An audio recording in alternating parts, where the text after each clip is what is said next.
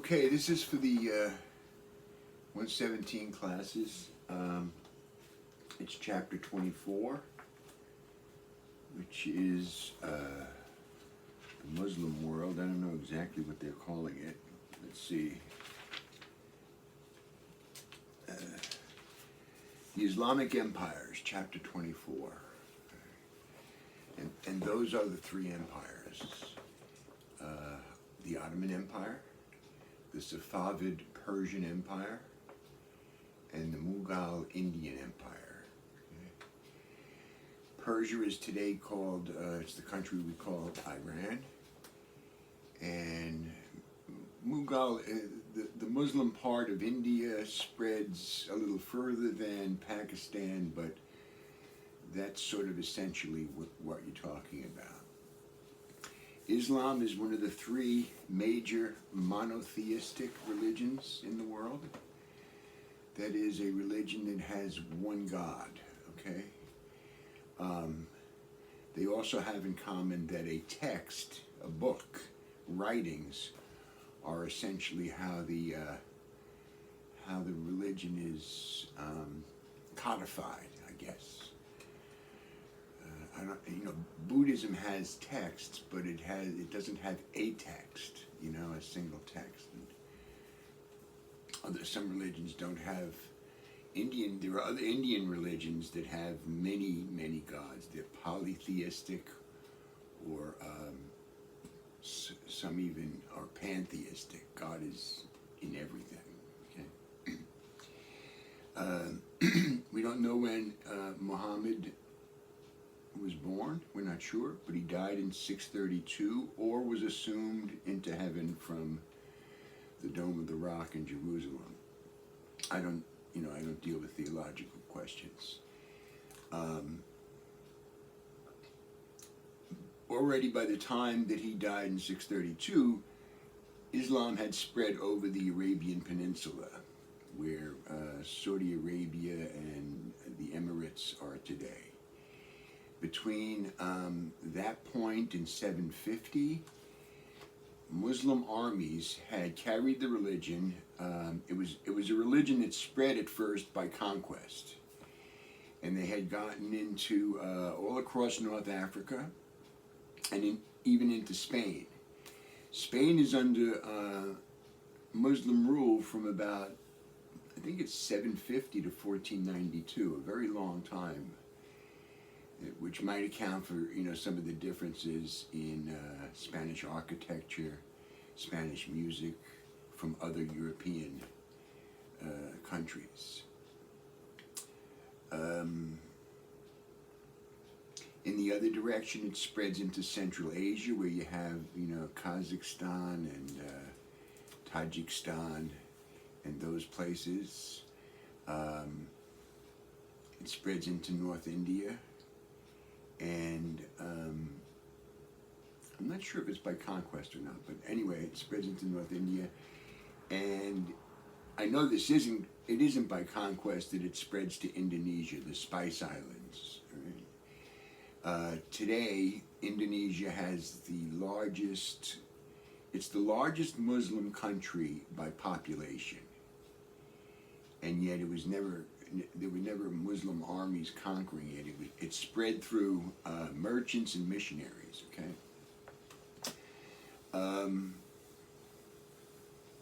Usually if I'm holding class, I'll ask about the 5 pillars of the faith, which seems to be the only thing they teach about Islam in middle and high school.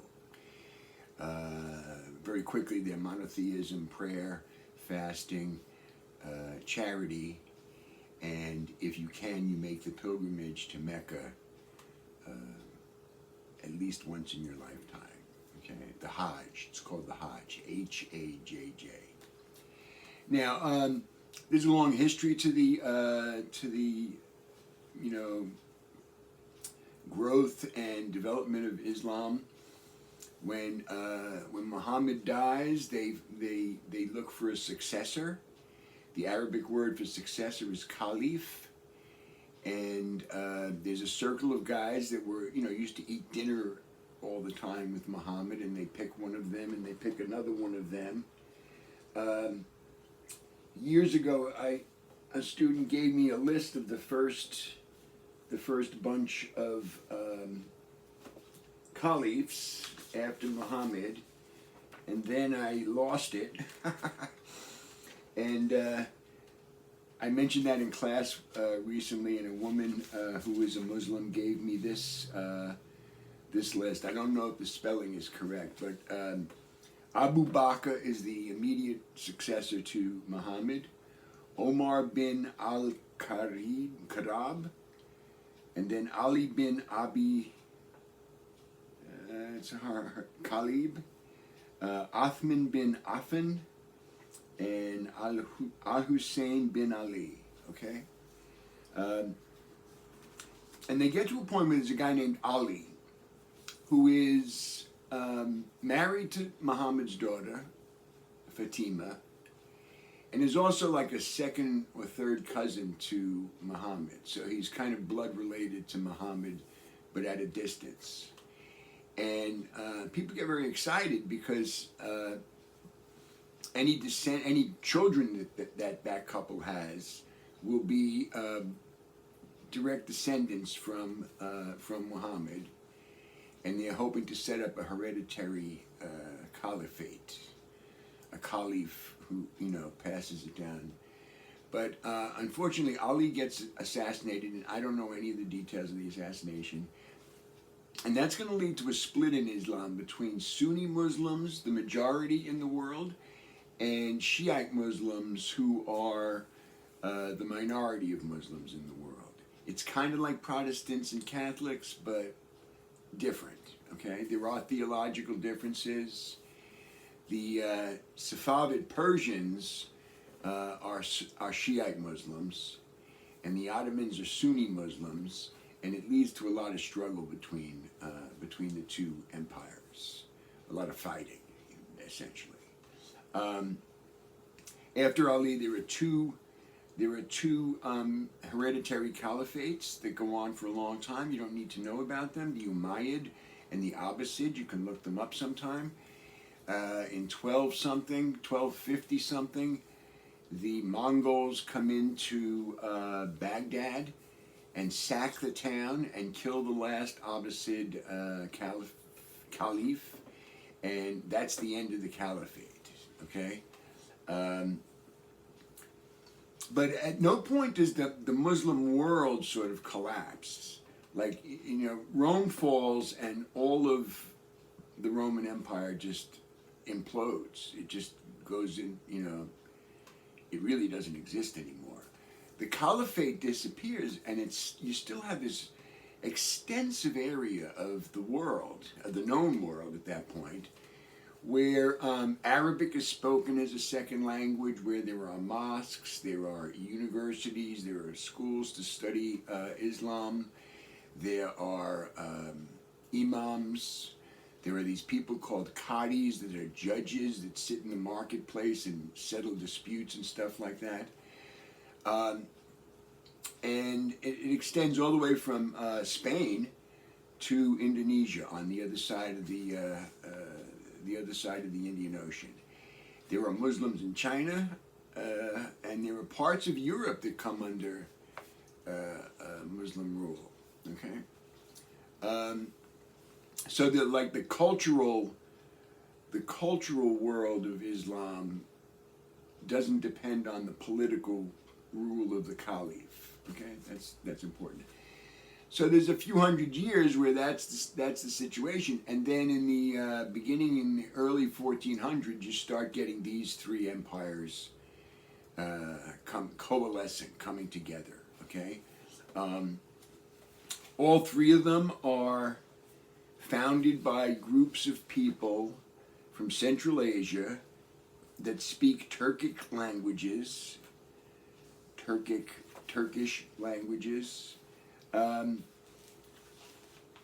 They come down and they get converted to Islam, and then they become tremendous fighters for Islam.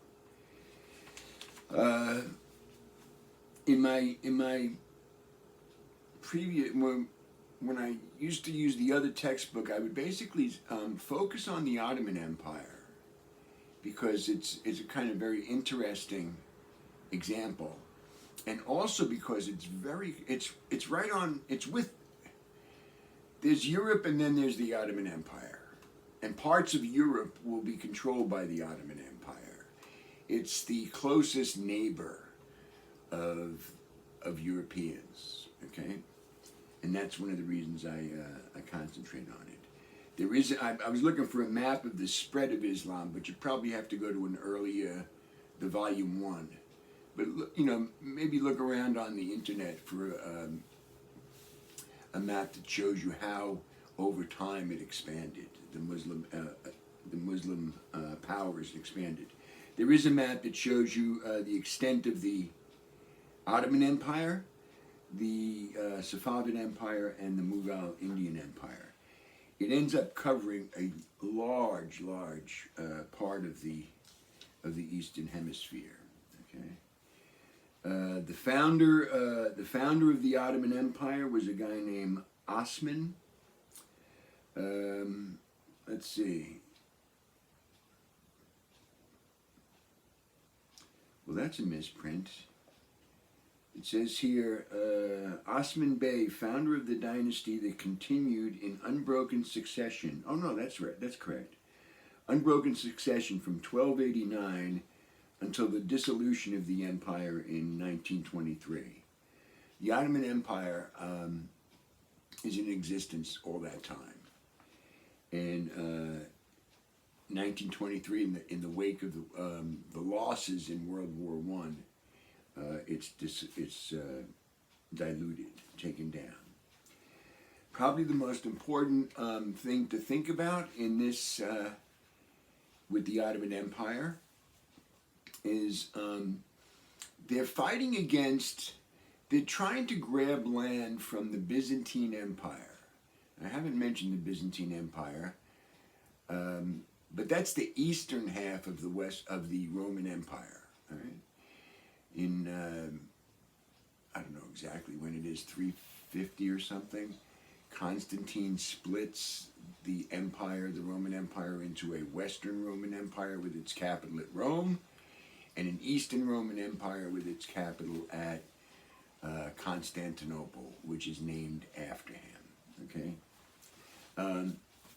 the Byzantines are grabbing up land around Byzantine land outside of Constantinople, and at some point they set their eyes on the city of Constantinople itself.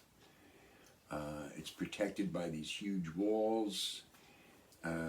It sits sort of in a harbor that is right on the Black Sea and the path to the Mediterranean Sea. It's an important sort of strong point. Okay, and there's a guy named well, they call him Mehmed the Conqueror. I know him as Muhammad the Conqueror. Okay, and you have to remember that Arabic, like Hebrew, doesn't have vowels. So when people that need vowels translate these names, they often, like that, Mehmed, you've left out the A. That would be Muhammad, okay? It's up to you what vowels you want to put in.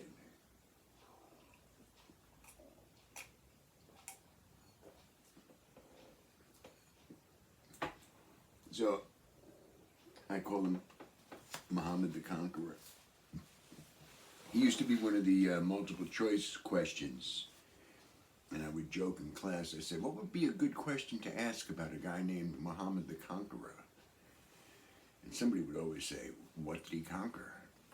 And that's exactly the question on the midterms. What he conquered was Constantinople. And that kind of sends a shiver up the spines of many Europeans, because they really thought Constantinople was couldn't be defeated, couldn't be taken, and then it was. And these armies, the Ottoman armies, it's a fact that Europeans, when they acquire gunpowder, and early gunpowder weapons, they've developed them really, really rapidly, okay, for two reasons. One is that they're always fighting. They're just constantly fighting. Pick a number, and there's a war that lasts that many years. The 7 Years' War, the 30 Years' War, 100 Years' War. I looked it up one time. There's an 11 Years' War in Ireland or something. I don't know. But anyway, when you're always fighting like that, you put a lot of resources and thinking into how to make the weapons better, and you make the weapons better. The other reason is that they have a lot of bell makers in Europe. People who understood, they knew the recipes for different kinds of metal that would be strong, but also light, and would resist cracking when you're ringing the bells. These huge church bells. Other cultures don't use huge church bells, and if you think about it, once you have the recipes for those metals, you just stretch a bell out and you have a cannon. Okay, but the Ottomans also knew how to use gunpowder weapons and cannon, and they used them to succeed at Constantinople. The Safavids also have access to this technology. All right. There's a whole thing about how the Ottoman Empire was run. They didn't have a bourgeoisie like in Europe, so there were these different things that different classes of people they used to run their administration.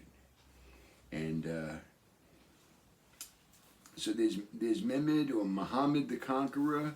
There's another leader called Suleiman the Magnificent, who spreads the Ottoman Empire over a huge part of the old world.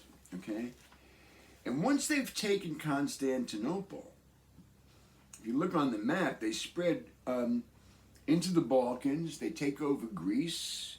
They take over Albania. They move up into Serbia, and twice in two different centuries, Muslim armies are at the gates of Vienna. Okay? And if Vienna is sort of the capital of Austria and I guess the capital of the Holy Roman Empire, and if they had taken Vienna, world history would be very, very different. But luckily, I think in one case a Polish army saves Vienna, and I don't know what happens in the other case. But Vienna is pretty deep into Europe, and if they had lost Vienna, I don't know exactly what would have happened. Okay. Now, I'm going to skip over the there's stuff about the Safavids and the Mughal Empire in here. Give you some sense of what was going on in those areas. But one thing I want to really make a point about is this the idea. I tried to make this comparison with China based on the resources used for traveling by ship. Okay, that the Chinese have much more, are able to come up with much larger and more ships than Columbus and eventually other European explorers. Okay, the Muslim world, although we don't think of them as like ocean-going people, are engaged in trade all throughout the Indian Ocean, down the coast of Africa, East Africa, and like from the Middle East to India, and from India to Indonesia, and from Indonesia to China. They are, any place that Islam spreads, literacy spreads. Okay? So long before Europe starts to have its Renaissance and starts to build up a class of humanistic scholars, both the Chinese and the Islamic world have large classes of literate, scholarly, thinking people, philosophers and mathematicians and physicists, I guess, early physicists, of course. So it's not like Europeans are somehow from time immemorial sort of greater or more sophisticated or anything like that. They're latecomers. The Europeans are latecomers, and you can see it. The chapter opens with a picture of the Taj Mahal. Let me hold this up for a second because I think it's pretty spectacular. Right, Taj Mahal. It's a Muslim creation, okay? They figured out how to make these giant domes and sort of light-looking, light-looking walls and stuff like that. Now there are lots of cathedrals in Europe that are much younger than the Taj Mahal that look beautiful, But a lot of the elements of a Gothic cathedral were things picked up from the Muslim world during the Crusades. Okay, so that's the point I want to make, that the Islamic world is also pretty sophisticated compared to Europe, basically until, I don't know, the 1700s or something like that, Universities, a reverence for books, a reverence for different ideas. I think in the very first lecture here, I mentioned the Greek language as something that Europeans did not know, and that Muslims had learned, and we didn't get knowledge of the ancient Greek language from ancient Greeks. We got it from Muslims. I said something to somebody on their assignment, like, who's we? We do this all the time. We use this we. It's like, I didn't get the Greek language from anybody. But anyway, you know what I mean. Europeans, I guess, and European descendants. All right. Okay, so that's my sort of take on the Islamic world. It's very tightly. It's sort of Europe's here, and here's the Muslim world. Okay. Part of what is pushing Spain is in the same year that Columbus sails to the Americas, or sails to China and discovers the Americas, the Moors, the Muslim people in Spain, are finally defeated. And that fight has fired up the Spanish people, and it continues to fire them up. You have the Crusades beginning in the late 11th century, where Christian Europe kind of defines itself in opposition to the Islamic world. And the way people thought back then was, my religion's the true religion. If you're practicing some other religion, then you're practicing a false religion, and false religions are always coming from whom? They always come from the devil. So you're like a Satanist, And the Christians thought that about the Muslims, and the Muslims sort of thought that about the Christians. But it actually serves to sort of create a European identity vis-a-vis this Islamic world.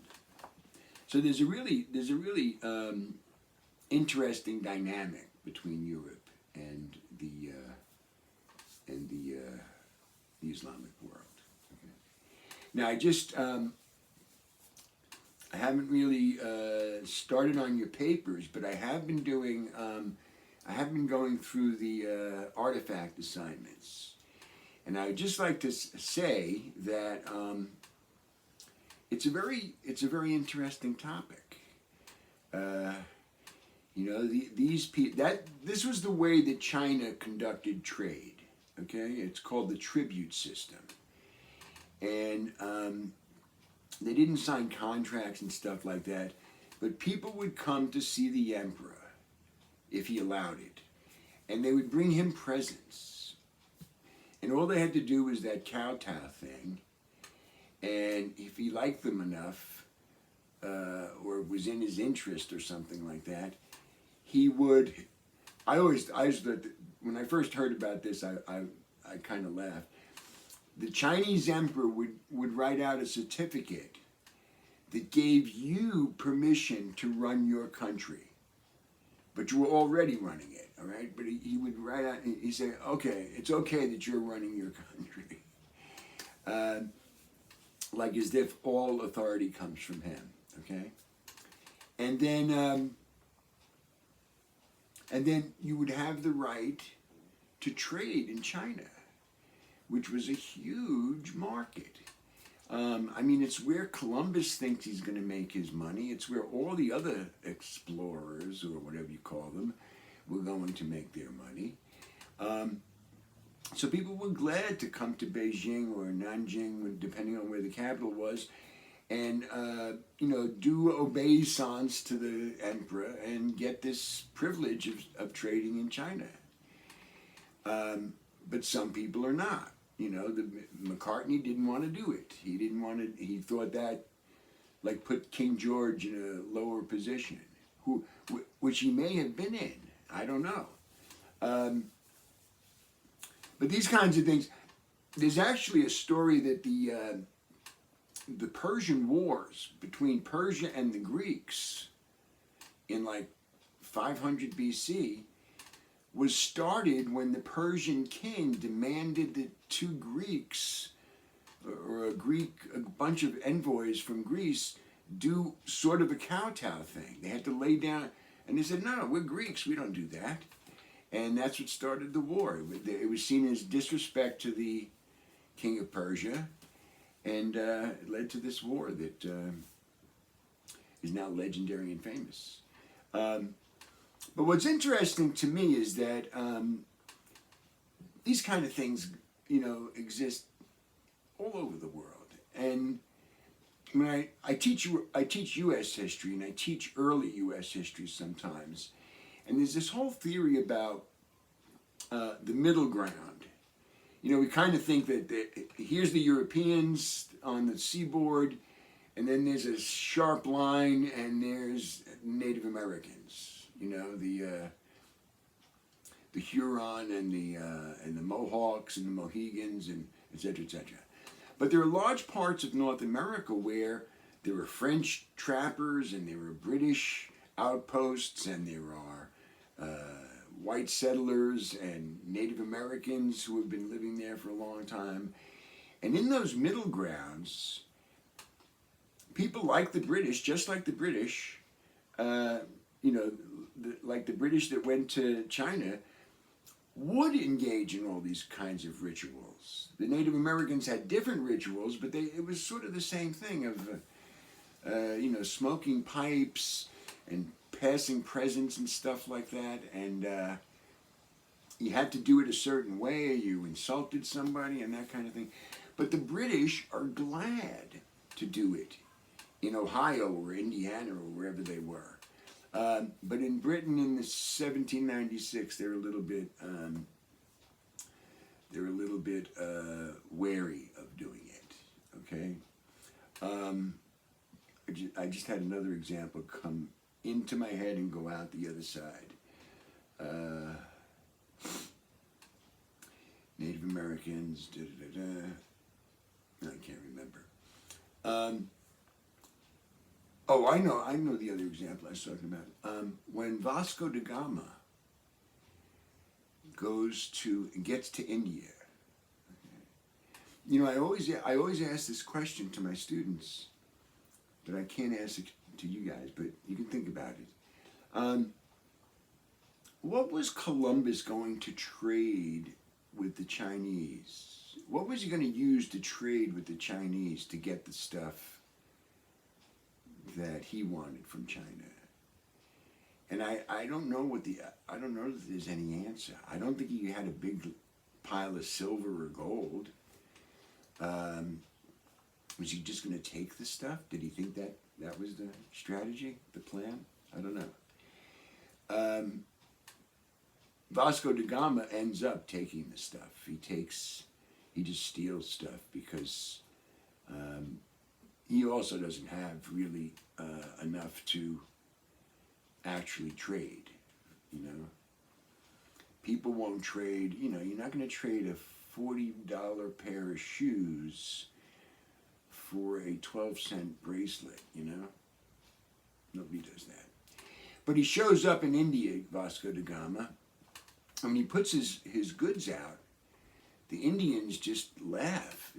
This is crap, basically. This is like, what are you doing with this dollar store stuff, you know? And then he gets an appointment, an audience with the king, or the Raja, or whoever, and he's bringing some presents, and I don't know, the presents are never described, but the response of the Indians is like, you can't bring that piece of crap to the king. This is the king we're going to see. You have to bring something better. And he doesn't have something better. So the rituals are important. And they're important in a lot of different parts, you know, not only in international trade, but like in baseball games. And, you know, one of my favorite rituals is when, and I missed it this year because it was September or October, I don't know, is when they give out the Stanley Cup. And everybody on the team has to get a chance to hold it up and skate around the ice. And then they do the handshake thing. The two teams line up and do the handshake things. You could have a hockey game without that. You could give the Stanley Cup without that. But boy, is it moving, you know? Just in our daily lives, there's lots of rituals that sort of, you know, smooth things, you know? They kind of smooth things. I was out the other night, and I had taken off, I had my mask down, and these two guys come along without masks. And one of them commented on me smiling. I wasn't smiling, I guess. And I said to him, don't talk to me without a mask. And that was breaking all the rituals. I should have just said, oh, sorry, let me smile. You know? But the rituals are important. And the ones I've read so far, you know, they vary, of course. But most people would seem to get the point that the rituals are important. What's most important about that particular incident between McCartney and the Emperor and King George III is that in 1796, the Chinese could insult the envoy, the diplomat from England, and England was powerless to do anything. Right? McCartney gets insulted, basically, and sent on his way. He doesn't get any of the things he asked for, which is basically access to more trading cities other than Guangzhou. And then the emperor writes this letter to the king, to King George III, the same King George that comes up in the Declaration of Independence. I guess nobody likes him. And he says, if you people didn't act like barbarians, maybe you would have gotten more concessions. We would have done more things for you. And the British can't do anything. They're the most powerful European country, but the most powerful European country in 1796 is really no match for the emperor, the Chinese Empire. Okay? Now it'll take an industrial revolution and the use of opium for England to get back at China in the 1840s. But in 1796, that's the relationship. China's here, and they can kick this guy out, and these guys can't do anything. All right. Now, somebody in their assignment said, "Wow, what a generalization calling Europeans barbarians." And I was thinking, well, Europeans may have regarded certain groups as barbarians or something like that. Put the shoe on the other foot. You do know where barbarian comes from, don't you? The Greeks thought that anybody that didn't speak Greek sounded like bar bar bar bar bar bar bar bar bar bar. So they called them barbarians. So its literal meaning is somebody who doesn't speak Greek, but we've turned it into something else. All right, that's plenty of time, plenty of lecture. 36 minutes. Have a good afternoon, I guess. It was pretty cold this morning when I woke up. I don't know how cold it was where you are, but it's like 33 degrees. And I was like, oh no, it's going to be winter. All right, speak to you soon.